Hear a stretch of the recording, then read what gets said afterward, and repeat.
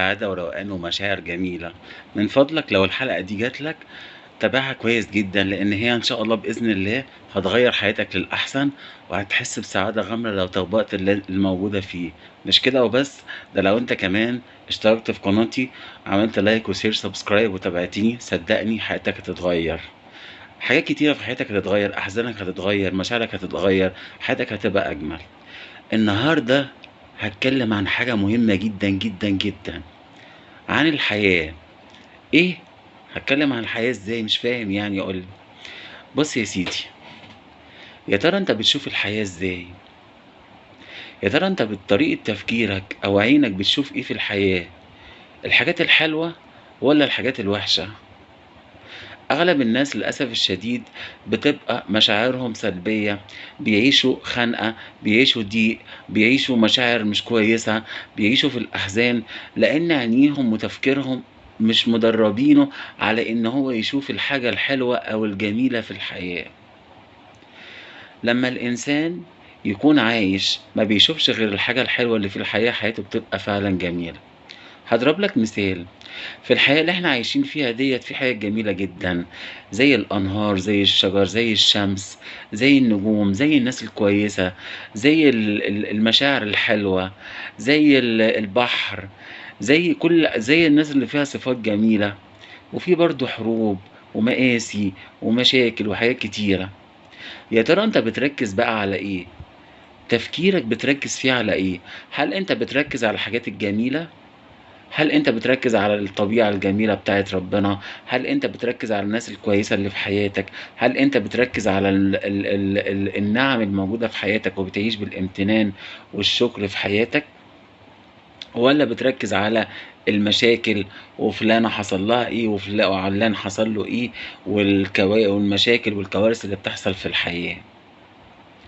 طريقة تركيزك هي اللي بتولِّد مشاعرك. لأن إحنا في علم النفس أو في psychology في عندنا مثلث كده بيقول إن طريقة الأفكار بتولد المشاعر، بتولد السلوك، وبتولد الحياة. يعني إيه؟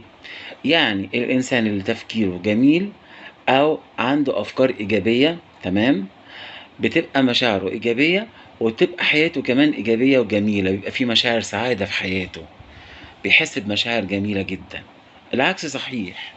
الإنسان اللي كل تفكيره وكل مشاعره سلبية، بيفكّر في الناس اللي بتزعّله وبتضايقه، بيفكّر في المشاكل، بيتابع الحاجات اللي فيها مشاكل، هو كده هو كده في العمق بيرفض الحياة. إيه؟ أيوه، هو بيرفض الحياة. لكن الإنسان اللي مركّز تفكيره على الجانب الإيجابي، هو اللي بيعيش متنعّم وسعيد ومستمتع ورايق في الحياة. ودي حاجة مهمة جدًا، إن دايمًا الحياة ربنا خالقها لازم يبقى فيها حاجات كويسة وحاجات سلبية، بس ربنا كمان خلق لك عقل وخلق لك مشاعر عشان أنت تقدر تتحكم في مشاعرك، مش العالم الخارجي ولا الأحداث ولا الظروف والحاجات دي. طيب، أنا دلوقتي كلامك حلو، بس قُل لي أنا أطبّقه إزاي يا عبد العزيز؟ هاقول لك، أول حاجة خالص مثلًا تعالَ نتخيل إن أنت رايح الشغل. فبدل ما أنت تقوم من النوم وأنت طبعًا سايب عقلك للأفكار السلبية، لأ، أنت تدرّب عقلك زي أنت رايح تدرّب نَفْسك في الgym كده، بس بتدرّب عقلك الأفكار الجاية، تقول إيه بقى، بدل ما أنا بقى يوم هَم والشغل والمدير وحاجة قرف والفلوس قليلة، شوف دي أفكار سلبية تخلّي مشاعرك إيه، مخنوق ومتضايق. طب لو أنت قُلت لأ، النهارده إن شاء الله هيبقى يوم جميل، النهارده أنا هابقى رايق ومستمتع جدًا، النهارده أنا هاضحك مع زمايلي، النهارده إن شاء الله بإذن الله أنا هاعمل شغلي على أكمل وجه وأنا رايق كده وباسمع أغاني جميلة أو أنا مشاعري حلوة، أنا اخترت إن أنا أكون مبسوط النهارده. شوف دي أفكار إيجابية أنت بتدّيها لعقلك الباطن، عقلك الباطن هيدّي لك إيه، هيدّي لك هرمونات السعادة على طول، هتلاقي السيروتونين والهرمونات الجميلة دي تبتدي تتفرز في جسمك. فأنت لازم إن أنت تبتدي إن أنت تفكّر بطريقة إيجابية. واحد مثلًا وزوجته مش شاكلين تمام، ممكن وهو متشاكل معاها يقول دي وحشة، دي ما تستاهلش، شوف هو ركّز على إيه، ما ركّزش على الجمال، هو ركّز على الحاجة السلبية اللي فيها، فتبقى مشاعره فيها خنقة وضيقة، وهي كمان بتفكّر على الحاجات السلبية اللي فيه، ده بيزعّق لي، ده بيعمل لي، فما حدّش فيهم شايف التاني بالجمال أو بالحُب. لأ، هو ممكن يركّز هي ممكن مثلًا تكون عندها حاجة سلبية في كده، بس أكيد في حاجات إيجابية، بتعمل لي الأكل، محافظة على بيتي، محافظة على أولادي وهكذا. شوف هتبقى مشاعره إيه، بيننا مشاعر جميلة، كان في بيننا شهر عسل جميل، في بيننا حاجات كتيرة حلوة common أو مشتركة. فهيبتدي مشاعره الإيجابية دي هتخلّيه فعلًا مستمتع ورايق، وهيبتدي فعلًا يتواصل معاها، وهي نفس الشيء، بدل ما تقول ده هو على طول غضبان وبيزعّق وبيقعد يقول لي الفلوس وكذا، لأ تقول لأ، ده هو ما شاء الله عليه بيروح دلوقتي وبيهتم بشغلنا وبيكافح وأنا لازم أكون سَنَد له، ادّوا دايمًا الأفكار الإيجابية للي قدّامكم. عشان كده يعني في الدين يقول لك الكلمة الطيبة صدقة. يعني أنت فعلًا لمّا أنت فيما معناها يعني أنت لمّا تقول لحد حاجة إيجابية، أنت فعلًا بتساعده ركّز معايا كده، بتساعده إنه يشوف الجمال اللي فيه استنى كده، والجمال اللي في الحياة. يعني أنت لمّا أنت تقول لحد كلام إيجابي، أنت بتساعده إنه يغيّر مستوى وعيه، وإنه يحب الحياة ويحب نَفْسه كمان. خلّيني أقول لك على حاجة أعمق، ركّز معايا أوي، أوي، أوي، لإن اللي جاي ده مهم جدًا، جدًا، جدًا، وصدّقني لو طبّقته حياتك هتتغيّر وهتعيش النعيم. حاجة مهمة جدًا، يا ترى أنت كمان بتقول لنَفْسك كلام إيجابي، كلام طيب؟ هو مش الكلمة الطيبة صدقة؟ طَب أنت يا عم بتكلّم نَفْسك إزاي؟ أو حديثك الداخلي، أمّا أقول لك بتكلّم نَفْسك مش أنت بتقعد تقول بتطلّع صوت لأ، حديثك الداخلي، يا ترى بتقول إيه؟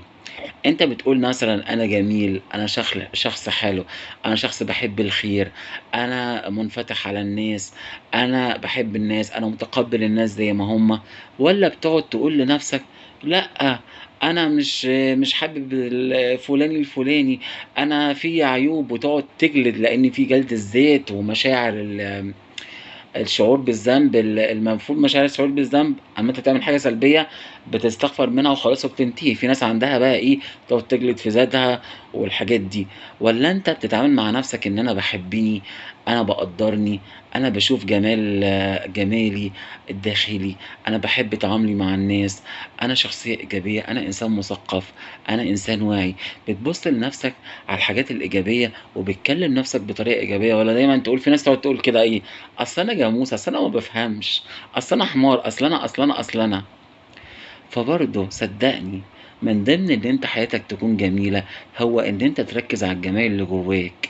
شُفت كام شاب أنت قبل كده يقول إيه، جسمي ده لأ وِحِش، مش عاجبني جسمي، إيه الدهون دي، إيه وباشوف ناس أحيانًا بتبقى في الgym جسمها جميل جدًا وشكلها جميل وعضلاتها جميلة، يقول لك لأ، لأ مش عاجبني، ده فُلان الفُلاني أحسن منّي. كل ده بيكلّم نَفْسه بطريقة سلبية، هو مش بيحب نَفْسه.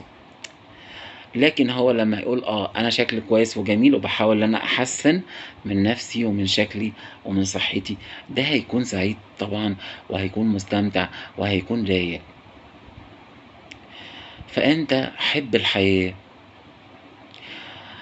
اتعوّد دايمًا إن أنت تشوف الحاجات الحلوة اللي في الحياة، ما تشوفش الحاجات الوحشة، لإن أنت لمّا أنت تركّز تفكيرك على الحلو أنتم عارفين الحكمة اللي بتقول لك كُن جميلًا ترى الوجود جميلًا؟ هي دي. في حاجة كمان برضه عايز أقولها، إن في ناس بتعتبر من الفضيلة أو من الأخلاق هو إن أنت تكره الحياة أو تبقى زاهد فيها أو كده، ودي حاجة ما لهاش علاقة خالص بالأخلاق خالص يا جماعة. أنت ممكن تبقى إنسان كويس وأخلاقك عالية وراقي، وبتكون بتحب الحياة برضه وبتستمتع بيها. أنا عايز أقول لك على حاجة عميقة جدًا، تخيل كده استغفر الله العظيم والله المثل الأعلى، إن في حد جاب لك هدية جميلة أوي، مش أنت المفروض بتقبلها؟ طب ما أنت ربنا جايب لك هدية كل الكون بما فيه، الكون هو عبارة عن لوحة فنية جميلة، جمال الشمس، جمال القمر، جمال النجوم، جمالك أنت. أنت ما فيش بصمة زي البصمة الموجودة في إيدك، إحنا كام مليار إنسان على الأرض، ما فيش بصمة زيّك، ما فيش صوت زيّك، ما فيش شكل زيّك، أنت كائن متفرد، أنت كائن جميل.